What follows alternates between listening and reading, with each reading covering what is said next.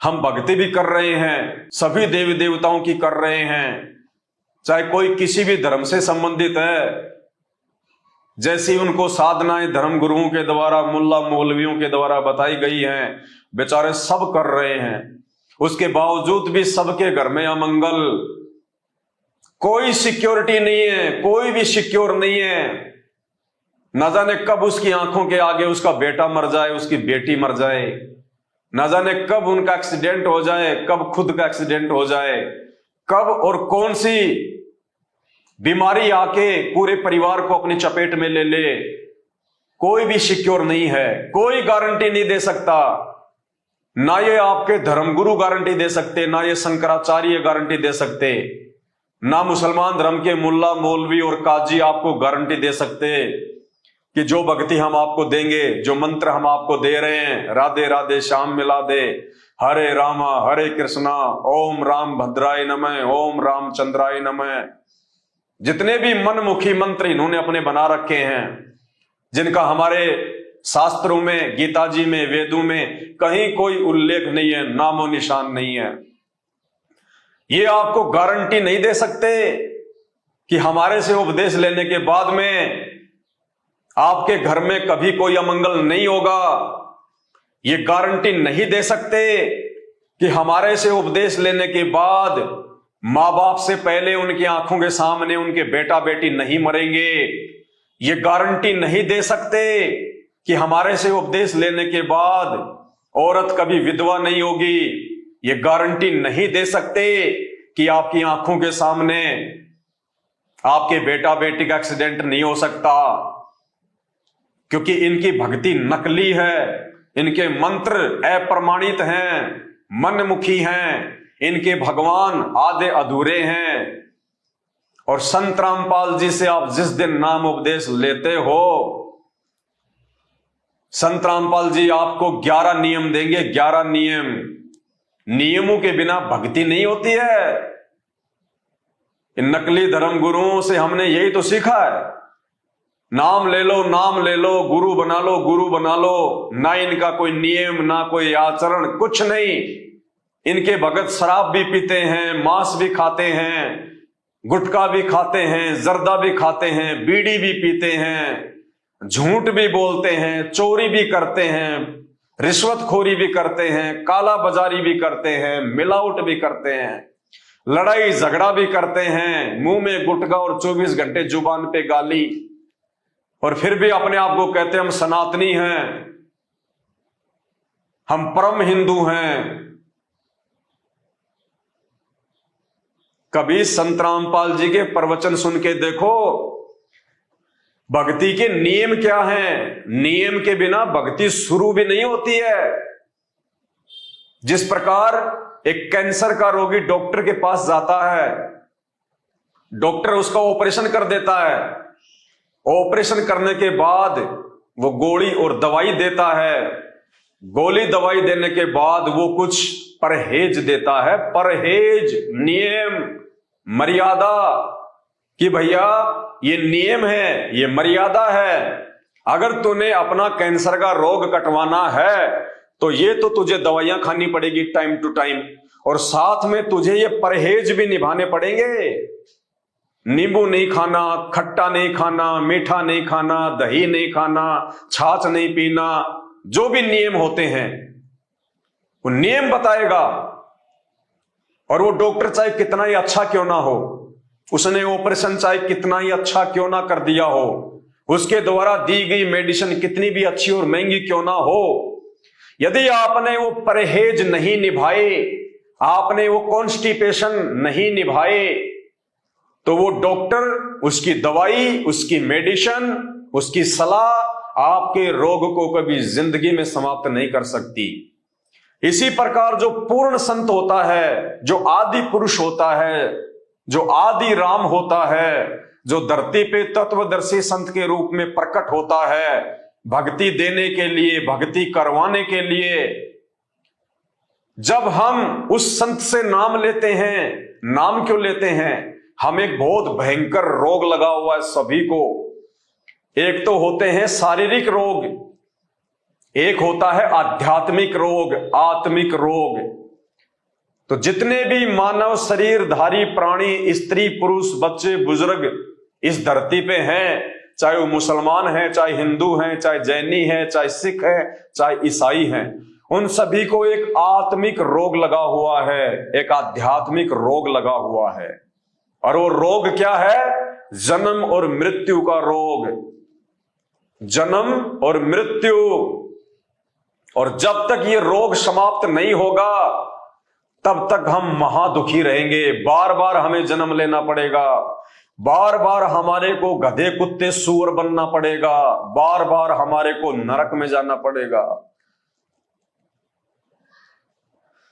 तो जब हम परम संत से नाम लेते हैं तो हम अपना वो जन्म मरण का रोग कटवाने के लिए लेते हैं, मोक्ष के लिए लेते हैं कि हमारी मुक्ति हो जाए, सदा सदा के लिए जन्म मृत्यु का रोग समाप्त हो जाए, मैं जन्म मरण से दूर हो जाऊं, मैं ये कष्ट, ये दुख, ये परेशानियां हर बार मानव जन्म लेके या पशु पक्षियों का जन्म लेके ना भोगूं, ये नारकीय जीवन मुझे ना जीना पड़े।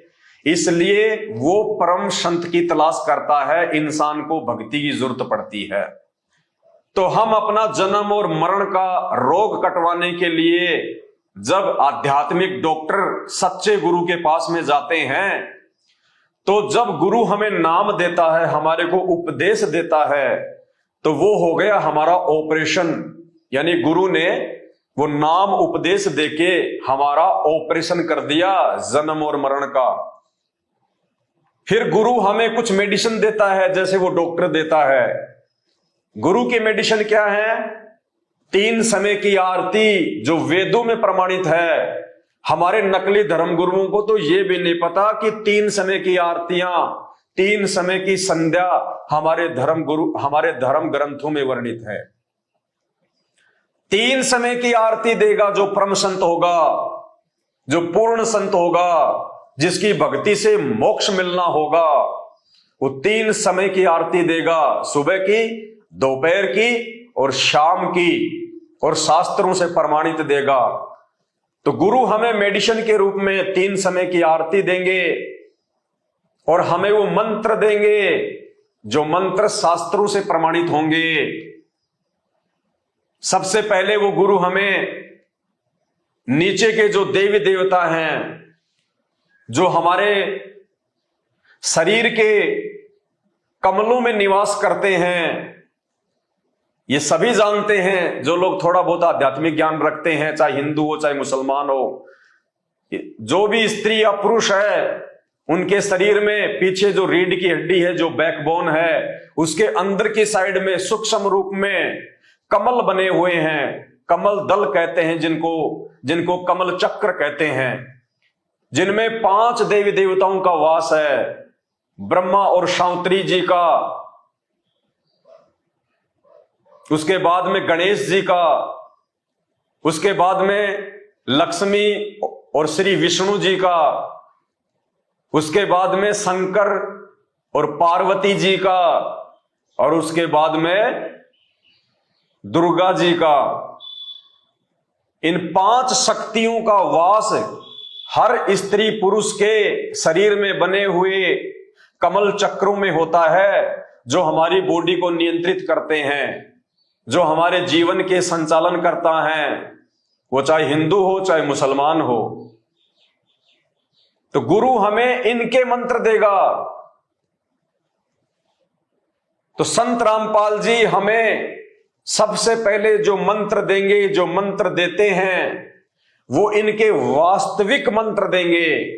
ब्रह्मा और शांत्री जी का मंत्र देंगे, जो मंत्र शास्त्र प्रमाणित है, जिस मंत्र के जाप करने से ब्रह्मा और शांत्री जितना हमें लाभ दे सकते हैं, जितनी उनकी क्षमता है आध्यात्मिक स्तर में, वो तुरंत लाभ देना शुरू कर देंगे, तुरंत। बाकी नकली धर्मगुरुओं के मंत्रों से लाभ नहीं देंगे, क्योंकि पहली बात तो एक संत रामपाल जी को छोड़ के आज पूरे विश्व में कोई धर्मगुरु नाम उपदेश देने का धरती पे अधिकारी ही नहीं है। ये जितने भी धर्मगुरु हैं, ये मनमुखी रूप से अपने आप को धर्मगुरु बनाकर अपने पैरों पे खुद ये कुल्हाड़ा मार रहे हैं। ये खुद भी नरक में जाएंगे और इनके अनुयायी तो जाने ही जाने हैं।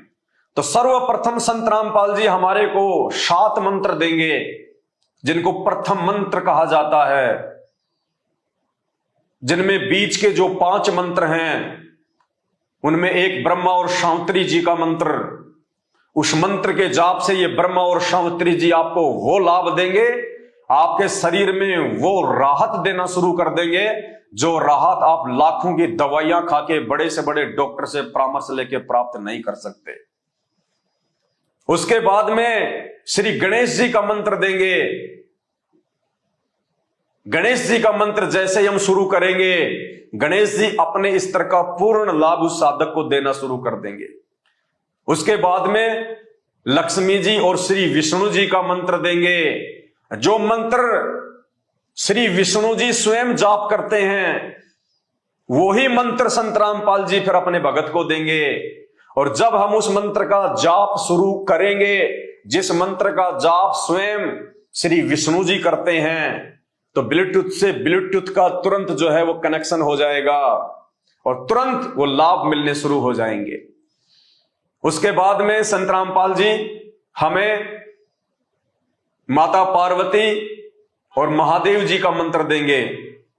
और जो लाभ श्री शंकर जी और पार्वती जी एक भगत को दे सकते हैं, बेस्ट से बेस्ट, उत्तम से उत्तम, क्योंकि ये उत्तम मंत्र हैं इस सृष्टि के, ये इन देवी देवताओं के वास्तविक मंत्र हैं, इनके बीज मंत्र हैं, इनके मूल मंत्र हैं।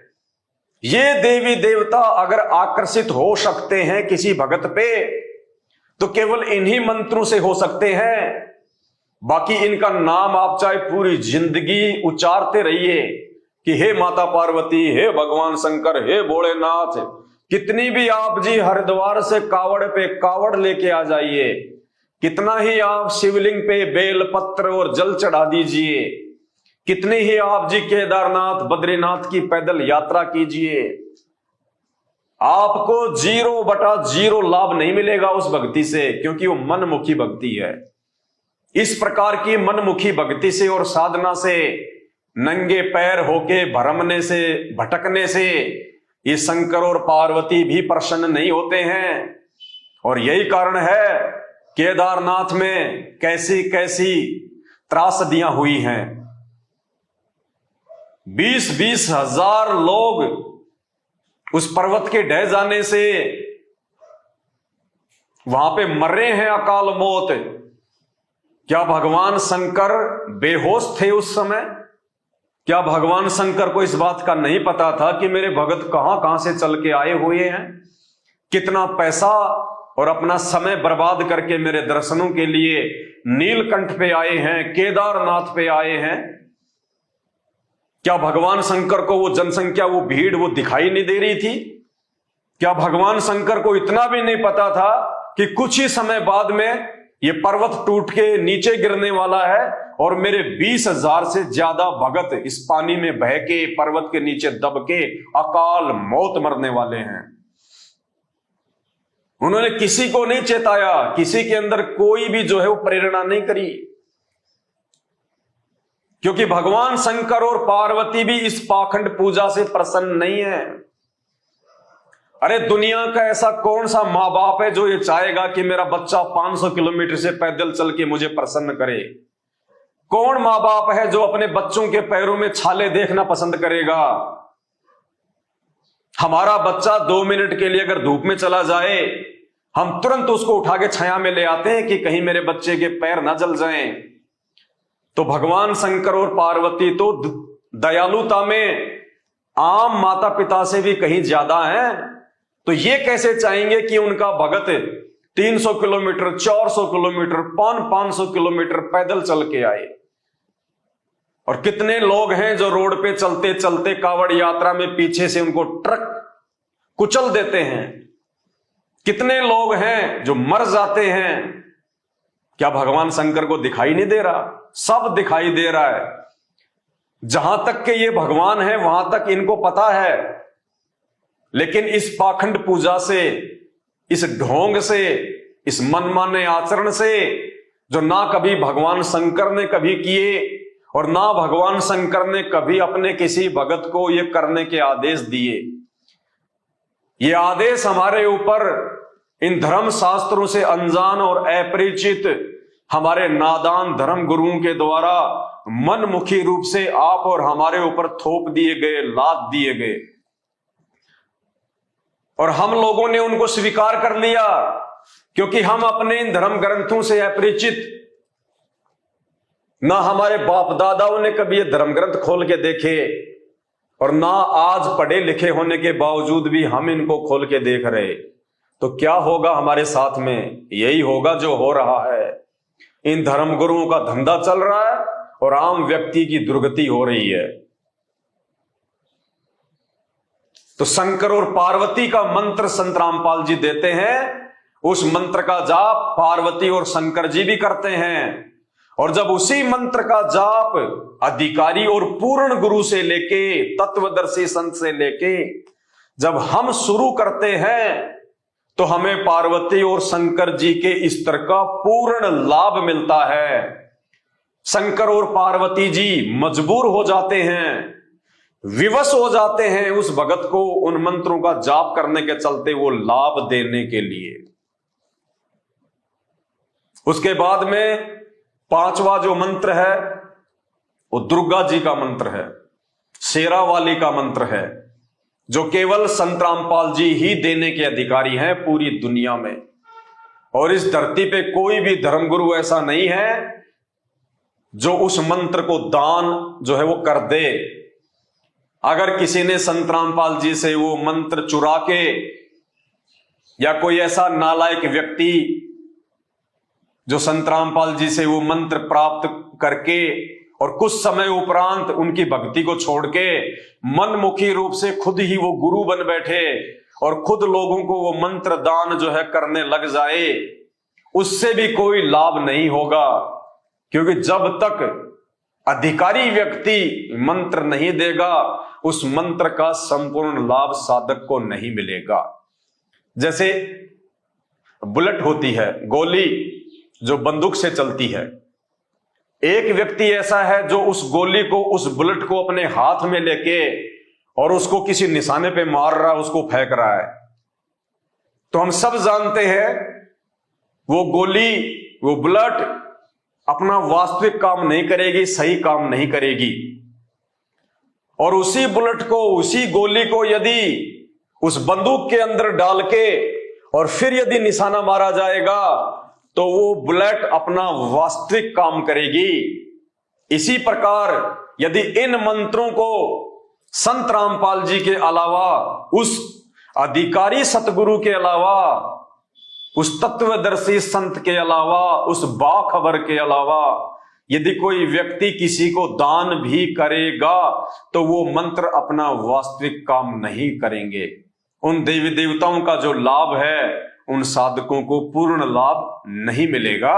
वो खुद भी अंत में सर्वनाश को प्राप्त होगा और उस व्यक्ति से मंत्र लेने वाले लोग भी अंत में दुर्गति को ही प्राप्त होंगे। तो ये वास्तविक मंत्र इन देवी देवताओं के वर्तमान में इस धरती पर केवल परम पूज्य सतगुरु रामपाल जी भगवान के पास में है। तो ऐसे महान सतगुरु के मुख कमल से जब आप उनके सत्संग सुनोगे, जब आप उनकी वाणियां सुनोगे, जब आप उनके प्रवचन सुनोगे, निष्पक्ष होकर धैर्य के साथ में, उसके बाद में आप देखना आपको कैंसर क्या, चाहे कैंसर का बाप क्यों ना हो, चुटकियों में उसका प्रभाव खत्म होता चला जाएगा। चुटकियों में हाथ कंगन को आरसी क्या, पढ़े लिखे को फारसी क्या, आजमा के देख लेना। उनसे नाम दीक्षा लेने का कोई पैसा नहीं लगता है। उनसे नाम दीक्षा लेने के लिए आपने अगरबत्ती का पैकेट और नारियल हाथ में लेके नहीं जाना कहीं पे। ये पाखंड है। ये अगरबत्ती, ये नारियल, ये फूल, ये माड़ा, ये धूप बत्ती, ये सब पाखंड है। गीता जी में और वेदों में इनके लिए कोई जगह नहीं है। ये केवल मनमुखी रूप से इन नकली धर्म गुरुओं के द्वारा, चाहे वो किसी भी धर्म के क्यों ना हो, भोले भगत समाज के ऊपर लाद दिया गया मनमाना आचरण है। और यही कारण है आज हिंदू समाज कोई न कोई भक्ति हर परिवार जरूर करता है, उसके बावजूद भी उनके घर में, उनके शरीर में कोई सुख नहीं। और यदि किसी को थोड़ा बहुत कोई शारीरिक सुख है, कोई आर्थिक सुख है, कि किसी का व्यापार या काम धंधा ठीक ठाक चल रहा है, तो मेरे भाइयों ये समझने की भूल बिल्कुल भी ना करना कि वो लाभ, वो काम धंधे में बरकत, वो शरीर में राहत हमें उन नकली धर्म गुरुओं की शरण में जाने से या इन डमी गॉड ब्रह्मा विष्णु महेश दुर्गा, ये काल जिसको शैतान भी कहते हैं, और इनसे नीचे 33 करोड़ देवी देवता और इंद्र, इनकी भक्ति करने से मिल रहा होगा? नहीं। ब्रह्मा विष्णु महेश, इनकी माता दुर्गा और इनका पिता शैतान, और नीचे के 33 करोड़ देवी देवता, ये आपको ना ही तो कोई लाभ दे सकते हैं और ना ही आपका कोई नुकसान जो है वो कर सकते हैं। ये आपको ना लाभ दे सकते, ना आपका ये कोई नुकसान कर सकते। ये केवल आपको उतना ही देते हैं जितना उस पूर्ण परमात्मा ने, उस आदि पुरुष ने, उस आदि राम ने आपके संस्कार में, आपके भाग्य में, उस विधाता ने लिख दिया है। उससे ना ही तो ये कम कर सकते, ना ही ये उससे कुछ ज्यादा दे सकते। ये तो एज ए मैनेजर की तरह काम करते हैं उस आदि पुरुष के नीचे, उस कबीर परमात्मा के नीचे। शैतान से लेके दुर्गा, ब्रह्मा विष्णु महेश और 33 करोड़ देवी देवता, ये केवल एक मैनेजर के रूप में काम करते हैं। आप और हम लेबर हैं, जितने भी स्त्री पुरुष हैं, मानव शरीरधारी जो प्राणी हैं, वो हम एक मजदूर हैं, लेबर हैं। जैसे एक बहुत बड़ी फैक्ट्री का कोई मालिक है और मालिक ने लेबर के ऊपर कंट्रोल करने के लिए, उनसे काम करवाने के लिए एक मैनेजर नियुक्त किया होता है। मैनेजर फिर अपने नीचे एक सुपरवाइजर को नियुक्त करता है, सुपरवाइजर फिर अपने नीचे ठेकेदार को नियुक्त करता है। इसी प्रकार वो मालिक, वो सेठ, वो आदि पुरुष है, वो परम पुरुष है जो आज धरती पे संत रामपाल जी के रूप में प्रकट है। और उस आदि पुरुष ने, उस सेठ ने, उस मालिक ने, जो उस कंपनी का सेठ है, और वो आदि पुरुष जो इस सृष्टि का सेठ है, इस सृष्टि का मालिक है। जैसे उस कंपनी के मालिक ने लेबर के ऊपर नियंत्रण करने के लिए, उनकी देख रेख के लिए, काम को सही तरीके से करवाने के लिए एक मैनेजर नियुक्त किया हुआ है, उसी प्रकार उस आदि पुरुष ने, उस सृष्टि के रचनहार ने इस 3 लोक की सृष्टि के ऊपर नियंत्रण करने के लिए शैतान को नियुक्त कर रखा है, उस काल को नियुक्त कर रखा है। अब आप कहेंगे शैतान को क्यों नियुक्त किया, काल को क्यों नियुक्त किया? क्योंकि जब ये शैतान, ये काल अपनी पत्नी दुर्गा के साथ में उस सेठ के लोक में रहा करता था, उस पूर्ण परमात्मा आदि पुरुष के जो है वो सतलोक में रहा करते थे, सचखंड में रहा करते थे, जो इनके लोकों से ऊपर है, जो ब्रह्मा विष्णु महेश के लोकों से ऊपर है, जो दुर्गा के लोक से ऊपर है, जो उस काल के लोक से ऊपर जो सतलोक है, जो सबसे ऊपर का धाम है। जब ये दुर्गा और काल वहां पे रहा करते थे तो इन्होंने उस बाप के साथ में, उस सेठ के साथ में, उस आदि पुरुष, उस कबीर परमात्मा के साथ में एक बहुत बड़ा धोखा किया था। उस धोखे की सजा इनको मिली। उस परमात्मा ने, उस सेठ ने इनको नीचे पटक दिया, इनको कुछ ब्रह्मांड दे दिए, इनको कुछ लोक दे दिए और इनको अपने सतलोक से निष्कासित कर दिया और 16 शंख कोश की दूरी पे इनको जो है स्थापित कर दिया।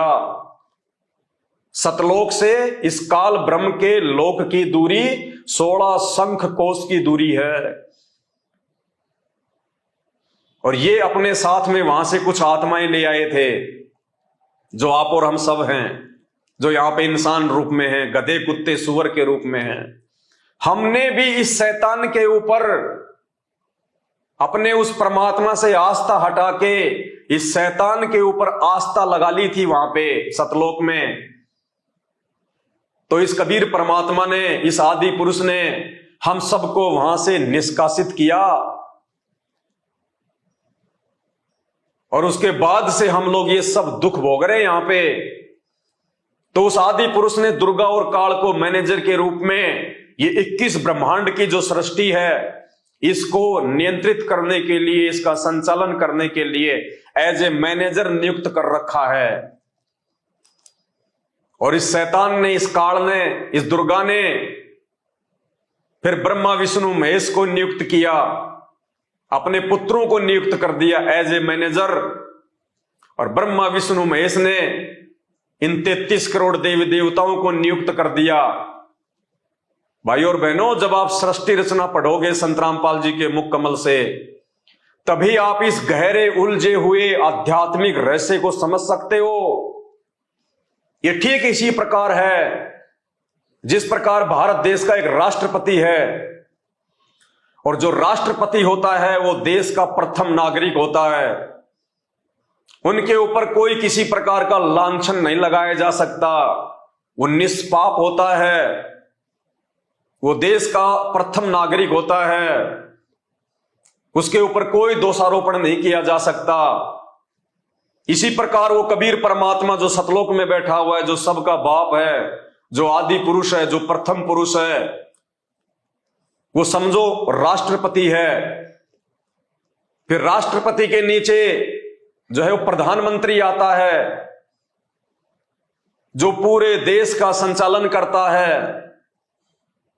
तो इसी प्रकार उस आदि पुरुष के बाद में ये काल है, जो एज ए प्रधानमंत्री यहां पे 21 ब्रह्मांड को संचालित करता है, अपनी पत्नी दुर्गा के साथ मिलके।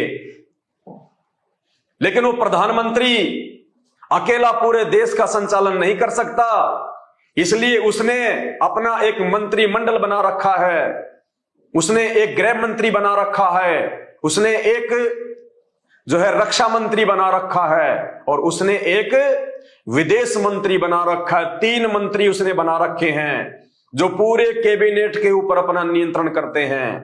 तो ठीक इसी प्रकार ये दुर्गा और काल अकेले इस 21 ब्रह्मांड को संचालित नहीं कर सकते, इसलिए उसने अपने 3 मंत्री बना रखे हैं, ब्रह्मा विष्णु और महेश। ब्रह्मा जी को काम दे दिया जीवों की उत्पत्ति करना, विष्णु जी को काम दे दिया सबका पालन पोषण करना, और शंकर जी को ड्यूटी दे दी अंत में सबका संहार करना। फिर वो जो मंत्रिमंडल है जो प्रधानमंत्री का, 3 जो उसके जो मंत्री हैं, रक्षा मंत्री, गृह मंत्री और विदेश मंत्री, उन्होंने फिर नीचे अपने और जो है एमपी और जो ये एमएलए होते हैं उनकी नियुक्ति कर रखी है, उस काम को और अच्छे से सुचारू रूप से उस व्यवस्था को चलाने के लिए। तो इसी प्रकार फिर ब्रह्मा विष्णु महेश ने इंद्र को नियुक्त कर रखा है, और इंद्र ने फिर 33 करोड़ देवी देवताओं को नियुक्त कर रखा है इस 3 लोक की सृष्टि के संचालन के लिए। जिस प्रकार हर एक स्टेट में मुख्यमंत्री हो गए, मुख्यमंत्री ने फिर विधायकों को नियुक्त कर रखा है, फिर उनके नीचे सभी जिलों के जिला कलेक्टर आते हैं, फिर गांव में जैसे कोई सरपंच आ गया, कोई चेयरमैन आ गया। तो ऐसे एक देश को चलाने के लिए जिस प्रकार से देश के राष्ट्रपति ने, देश के प्रथम नागरिक ने बहुत सारे लोगों की ड्यूटी लगा रखी, उनकी सेवा लगा रखी, उनको जिम्मेदारियां दी गई है ताकि सही प्रकार से संचालन हो सके, उसी प्रकार उस आदि पुरुष ने, उस परम पुरुष ने, उस सृष्टि के रचनहार ने, उस कबीर देव ने, जिसकी महिमा वेद चीख चीख के गा रहे हैं, जो आज संत रामपाल जी के रूप में धरती पे प्रकट है, उस आदि पुरुष ने 21 ब्रह्मांड की सृष्टि को संचालित करने के लिए दुर्गा और काल को ब्रह्मा विष्णु महेश को, इंद्र को, फिर 33 करोड़ देवी देवताओं को नियुक्त कर रखा है।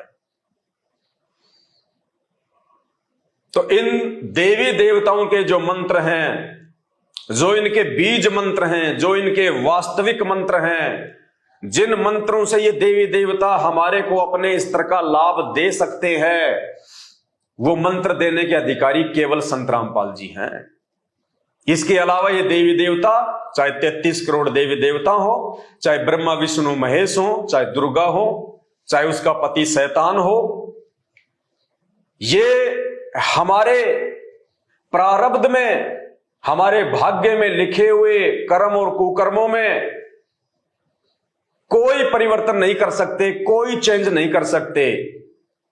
हमारा जो प्रारब्ध हमारे कर्मों के अनुसार, हमारी करनी के अनुसार जो उस पूर्ण परमात्मा आदि पुरुष ने, आदि राम ने लिख दिए, ये केवल हमारे को उनका भोग दे सकते हैं।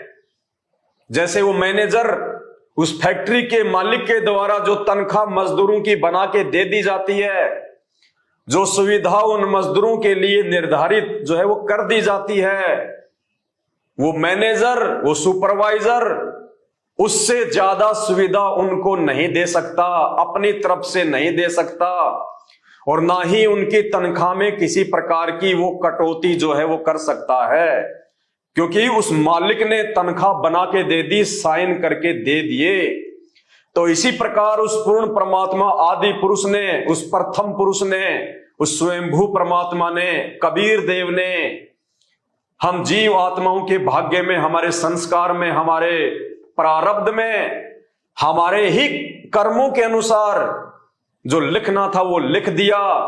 अब ये ब्रह्मा विष्णु महेश दुर्गा काल 33 करोड़ देवी देवता, भैरव भूत प्रेत कुछ भी हो, ये कोई चेंजमेंट नहीं कर सकते। आप चाहे इनकी भक्ति कीजिए या ना कीजिए, आप इनको पूजिए चाहे ना पूजिए, आप इन नकली धर्मगुरुओं की शरण में जाइए चाहे ना जाइए, आपके भाग्य में यदि सुख है तो आपको सुख ही मिलेगा, और आपके भाग्य में यदि दुख है, परेशानी है, संकट है, बीमारी है, एक्सीडेंट है, अकाल मृत्यु है, तो वो आपको मिलेगी।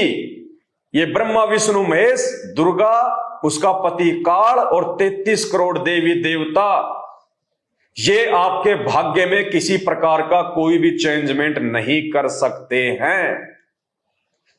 चाहे आप इनकी कितनी आरती कर लो, कितनी इनकी भजनमाला कर लो, कितना इनकी लीलाओं का गुणगान कर लो, आप कितना ही केदारनाथ जाइए, बद्रीनाथ जाइए, आप जी कावड़ लेके आइए, आप जी ये व्रत कीजिए, कुछ भी कीजिए,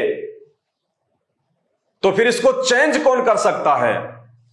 अगर मेरे भाग्य में मृत्यु है, अकाल मृत्यु है, एक्सीडेंट से मृत्यु होना लिखा है, मेरे परिवार पे कोई आपत्ति आनी है, मैं किसी भयंकर महामारी की चपेट में आने वाला हूं, तो इन सभी को कौन चेंज कर सकता है? मेरे भाग्य में लिखे हुए, मेरे प्रारब्ध में लिखे हुए उन दुखों को, उन कष्टों को कौन चेंज कर सकता है? केवल वो आदि पुरुष, वो आदि राम, वो सबका जनक, वो सृष्टि का रचयिता, वो कबीर देव, वो स्वयं ही इस धरती पे आप और हमारे इन दुखों से दुखी होके, आप और हमारी इन तकलीफों को देख के, क्योंकि वो परम दयालु है, वो दयावान है, उससे अपने बच्चों का दुख देखा नहीं जाता, जो इस शैतान के द्वारा, ब्रह्मा विष्णु महेश के द्वारा जो हमारे को यहां पे दिया जाता है, वो परमात्मा देख नहीं सकता। इसलिए वो स्वयंभू परमात्मा, वो आदि राम, वो आदि पुरुष, वो कबीर देव, गीता जी के अनुसार अध्याय नंबर 15 श्लोक नंबर 104 के अनुसार कि अर्जुन, अगर तुझे पूर्ण मोक्ष की प्राप्ति चाहिए, अगर तुझे परम सुख की प्राप्ति चाहिए, तो तू किसी तत्वदर्शी संत की खोज कर, जाके उनको दंडवत प्रणाम कर, उनको प्रसन्न कर और उनके बताए अनुसार साधना कर, फिर तेरा वो प्रारब्ध का कर्म, तेरा वो संकट, तेरा वो संस्कार वो तत्वदर्शी संत ही काट सकता है। यानी श्री कृष्ण जी ने भी अर्जुन के सामने ये बात कहते हुए अपने हाथ खड़े कर लिए, वरना श्री कृष्ण जी को यह कहने की आवश्यकता नहीं थी कि वो तत्वदर्शी संत ही तुझे परम सुख और परम शांति और जन्म मरण से मुक्ति दे सकता है। अगर श्री कृष्ण यानी विष्णु जी के भाग्य में, श्री विष्णु जी के हाथ में अगर ये बात होती तो वो किसी अन्य तत्वदर्शी संत की तरफ ये संकेत नहीं करता कि उसकी शरण में जाने से तेरा जन्म मृत्यु का रोग कटेगा। तो आज वो तत्वदर्शी संत स्वयं, वो आदि पुरुष, वो परम पुरुष, वो आदि राम, वो कबीर देव स्वयं ही संत रामपाल जी के रूप में धरती